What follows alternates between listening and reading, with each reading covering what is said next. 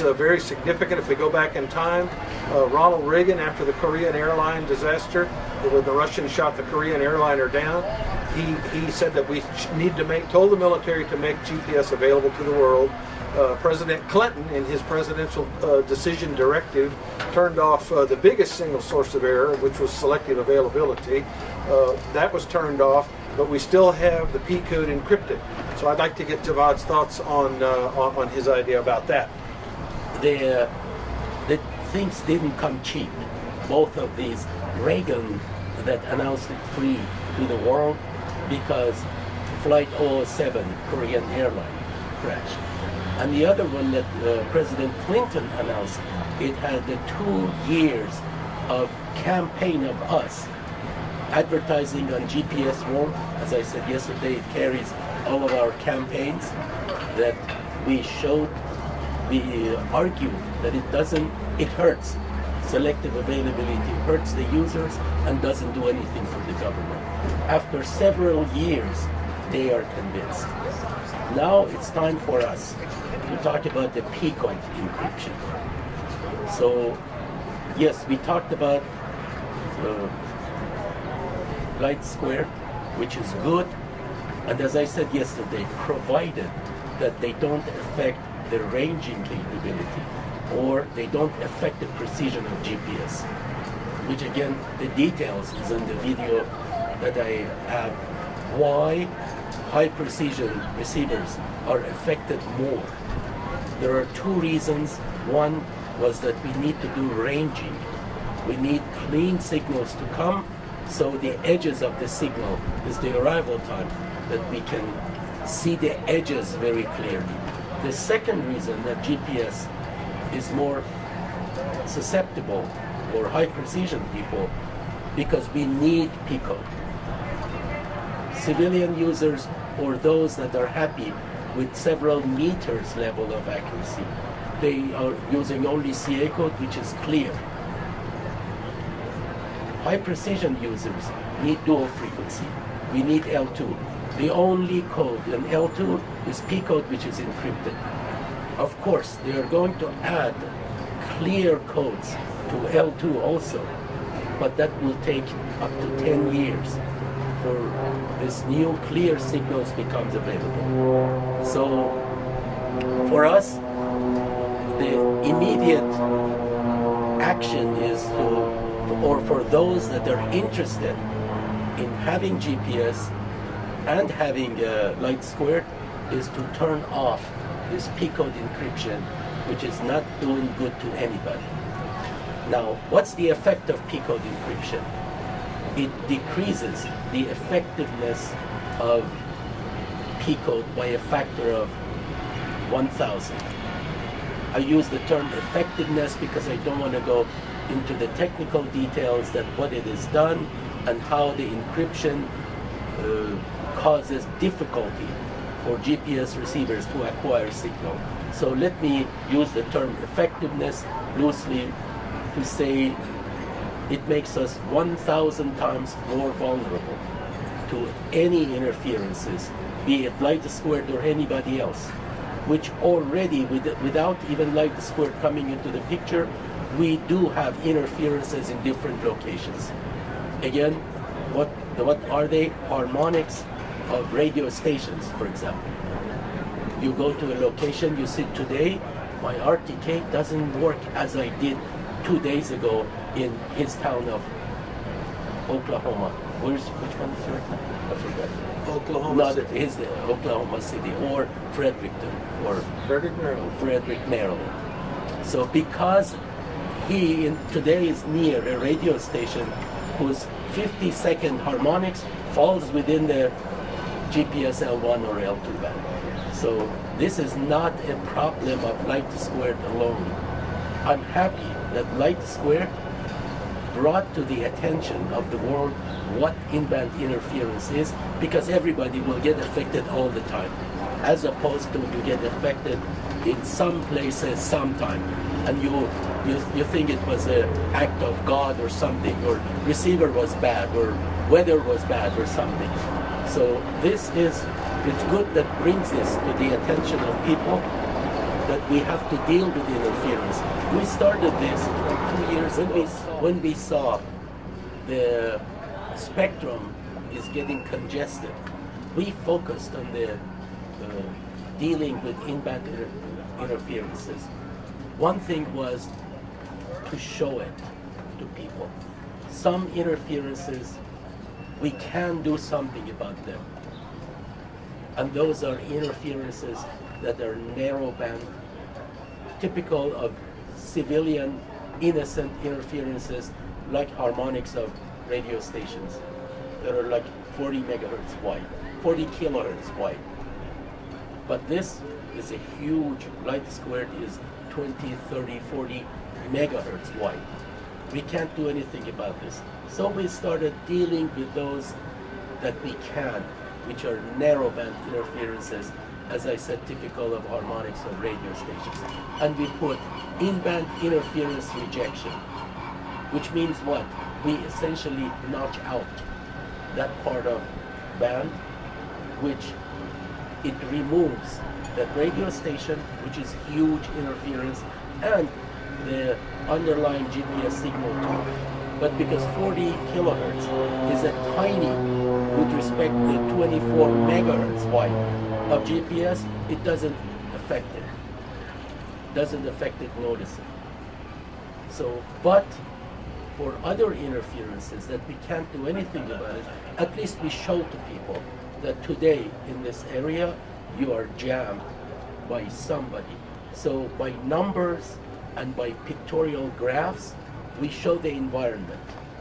And that's, we have 2 videos on this subject about the fundamentals of in-band interference spectrum and the features that we have in Triumph ES, how to show it, make you alert. And as I said again yesterday or in that video, that knowing your situation regarding the in-band interference is like a pilot knowing the conditions of weather before taking off. There is no pilot that will sit behind the wheels of an airplane that will take off without knowing the temperature and the pressure here and during his path. A surveyor should not start a survey without looking at it. My environment is clean. And then push the button to do a survey. If you see the situation is bad, it will show you that you are jammed. There is interference. There is here, we are in San Diego Harbor. Maybe military has some exercises. Pack it, go home, and don't blame either GPS satellites or GPS manufacturers. So this is like, I mean, in the old days, mission planning was part of every job, and I think with more available constellations, everybody's kind of moved away from mission planning. So this in a bit brings back mission planning from a noise or interference standpoint. But this is a difference between that mission planning was you plan ahead of time. Sure. But you cannot plan ahead of time because you don't know. Until you get there. You Okay, get there and okay, see, yeah. maybe 10 minutes ago it was clean. Yeah. Now they may start push a button okay. in this ship next to us Right. to broadcast something. Yeah.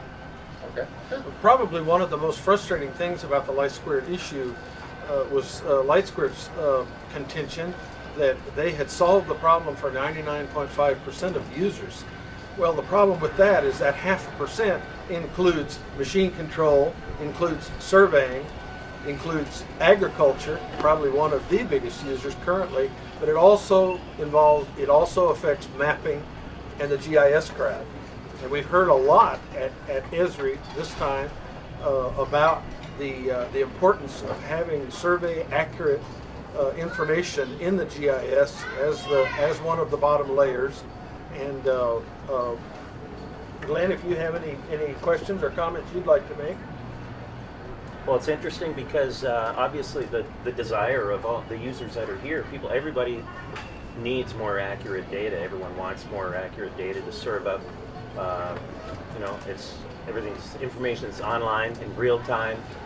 We want more of it, more accuracy. So anyone who's looking at using sub-meter data of any kind or sub-meter data collection is is potentially of interest in this topic and potentially affected is what you're getting at, and should be aware of what's going on.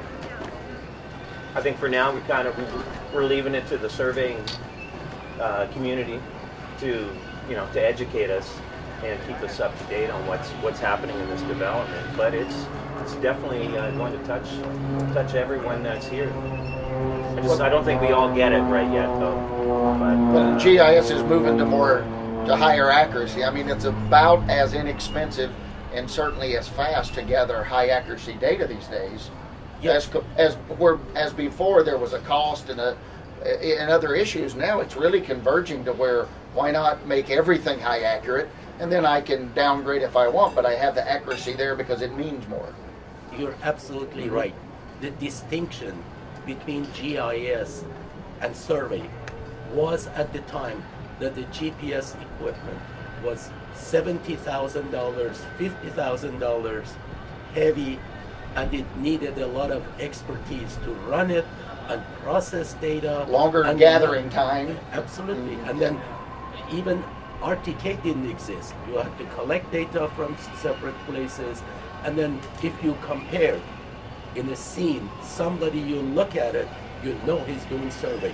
The big equipment, lots of things, and then we'll process data tomorrow. And then RTK came, that closed the gap.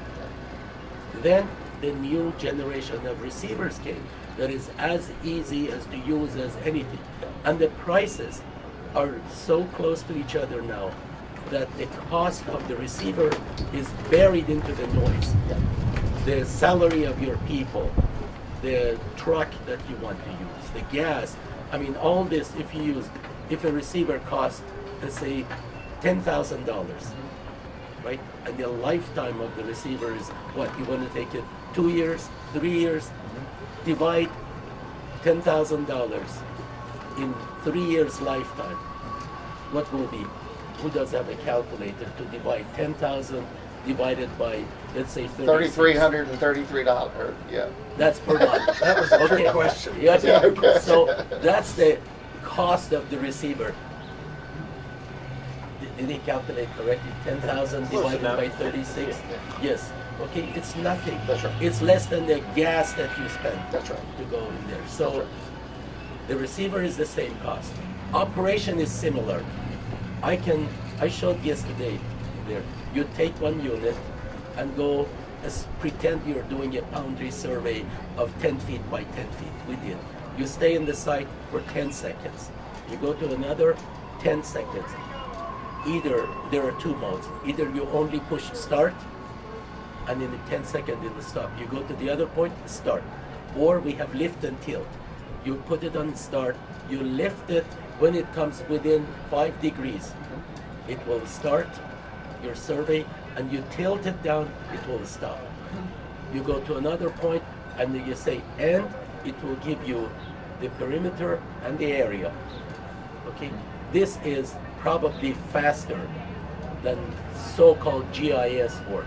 What could be easier than push a button? Just push a button.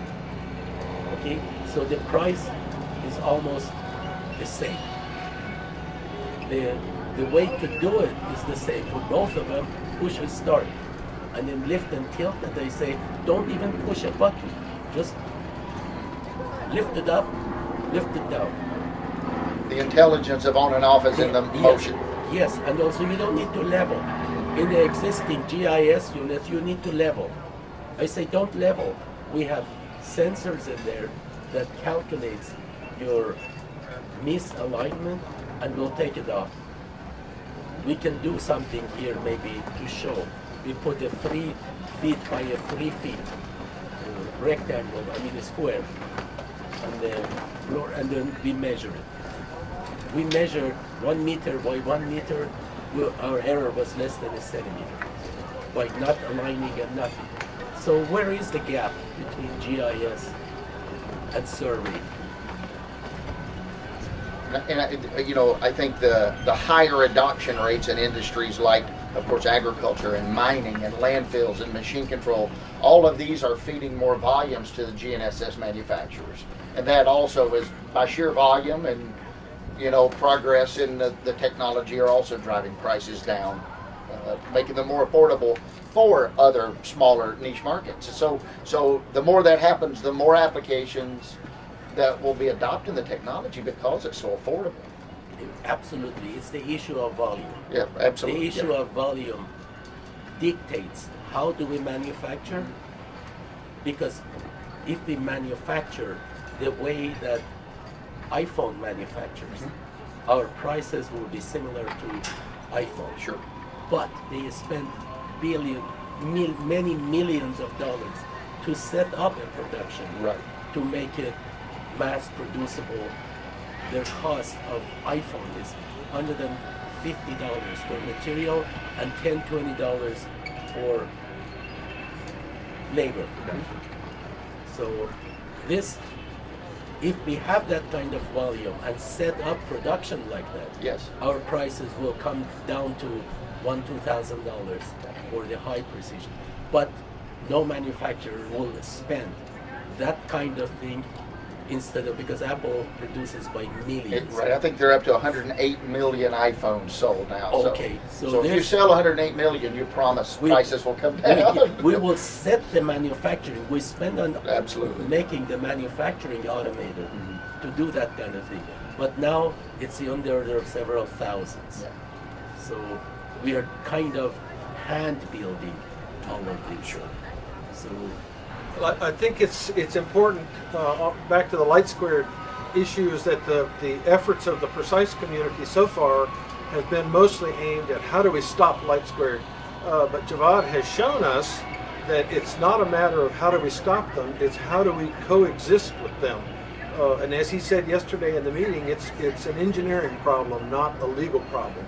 Because the representative, Jeff Carlisle from Light Squared, he said over and over again, we've been doing this for 10 years. Nobody has said a word. We are legally allowed to do what we're trying to do. But he also admits that they don't have any hidden plan or agenda to try and kill GPS or the precise aspects of GPS. So I think it's really great that Javad has come up with this idea of how do we embrace Light Squared and how do we work together and help both sides so that we both, it's a win-win, not a win-lose situation. So I think that's good that you've brought this concept forward. Now all we have to do is convince the U.S. military to turn off the encryption of the Pico. yes, also you knew from engineering point of view, it's so sad when we design something so beautiful and then encrypt it. It's like you make a great painting and at the end pour some buckets of paint on top of it. Or let two people see it only.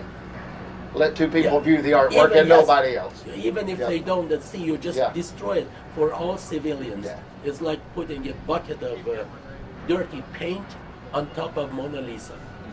So I remember when I went to the first CGSIC meeting I went to, was in 1996 in Northern Virginia, and people were, when they found out that I was from a surveying magazine, they were coming up to me and patting me on the back and telling me, you guys, you beat the military. Because if you look back, the military never assumed that anybody but the military was going to be able to use their system. I think this is why they had the SA, the P-code encryption. But then we showed them that through differential positioning that we could take their proprietary signals and use them to do productive work. And the studies have shown that these three groups, the machine control, agriculture, and surveying and mapping, provide $36 billion worth of economic benefit to the United States. So it's certainly something that needs to be protected, but it's also something that our economy, especially now, needs to be able to move forward and implement technology wherever we can to make things faster, cheaper, and more effective. So it's interesting to talk about the history. If you look back the history and look at all the presentations of GPS organizers, government, you look at their presentations, they never thought that about the survey application and about usage in the car and in the mobile phones. All their policy from those days were designed on ships, airplanes, and military. If you look, I have all their advertisements and everything. You see a bunch of ships and airplanes and things like that. There is not even a notion of usage in a cell phone. Cell phone didn't exist those days. Pure cell phone didn't exist. And using it for car navigation didn't exist. I was the first one that in 1983 put a GPS receiver in a car and a paper map under a Hewlett-Packard plotter and showed that you can navigate it. You can use it in cities. And Rockwell took a copy of that video and showed in the Congress that they have done their job, that the third party says it's more accurate than they were expected to do. So based on this original assumption of users, they made the policies. When they saw, there are other people that use for other things, they turned off selective availability. Similar thing exists right now. The policy of national security is based on the conditions of 30 years ago, that there was Soviet Union and Soviet Union missiles were targeted at us, and we were worried that they will use GPS to hit us more accurately. That is long time gone for two reasons. First, Soviet Union is not our adversary. Most of the place we work together. And second, Russians, they have their own GLONASS, which is not encrypted. At that time, GLONASS didn't exist. Now all have gone. The world has changed. There is no benefit for encrypting Pico, and all civilians, surveyors, and GIS people are getting damaged. Now the price difference between low level and high level, one reason that is more expensive because Pico is encrypted. If they remove Pico encryption, many people, the price of it will be much easier to build GPS receivers, and the price will come down. It's another reason. So the encryption is not preventing anything, really, because if we did have adversaries that wanted to do this, there are other constellations for which to benefit and accomplish the same thing. So there's no reason. Is that really? That's one thing, and also the history shows in the past 30 years, no terrorist or nobody attacked us using GPS. Yeah. Okay. They have these suicide bombers that they know where the coffee shop is and they walk there. You're right. Yes. So the history shows, the theory shows, the science shows, the political landscape shows there is no reason to encrypt it. And then we have tens of thousands of high precision users paving the roads, building constructions. They are suffering. Supporting, it Yes. should be supporting economy Yes. in a higher. Yes, and now we see another big effect of it. That the good guys like Light Square, they want to do something very nice. We are vulnerable to them because of this. I don't want to use any bad adjective, so I just say because of this bad decision. Old policy. Old policy, yes. So I think whoever can just bring this to the attention of military people. Maybe the issue has been because the receiver that we did it worked. People didn't see the effect of if they remove encryption, how much better it will come. Maybe nobody brought to the attention of generals and the decision makers. If they know it, they sit together in one meeting. I want to be optimistic and say it will take them themselves, the military people, sit in a room in 1 hour. I hope to come up with a decision to turn off these things. And the good thing about this, we don't need to change anything. All of our receivers and the other manufacturers that I know, the current receivers, let me speak for myself, not put anybody's in trouble. Our receivers, the moment that the government turns off this encryption, receivers work much better. Yeah. It's ready for Pico, non-encrypted Pico, because we had not done encrypted Pico at the beginning. Then they started to mess with it. What's the? I mean, you know, with the Light Square uproar, the surveying and machine control and GIS community came together quite well. You know, to slow it down and to sort of protest this or slow it down a little. That's a good thing. It helps everybody get informed. If we could somehow target that same type of passion toward removing P code, then maybe we stand a better chance of accomplishing that. Absolutely. And, you know, because I was involved in some controversies, some meetings between Russians and Americans, and they quickly came to good conclusions that it's good for GPS and for GLONASS. I hope this side is all American surveyors, Light Square, GIS people. They get together and say to our military, as Ronald Reagan said, Mr. Gorbachev, tear down this wall there.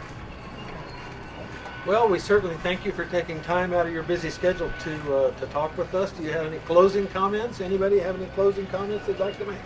I just want to emphasize that we either change the name or we start this coalition to save GPS and Light Square. Fantastic. Thank you.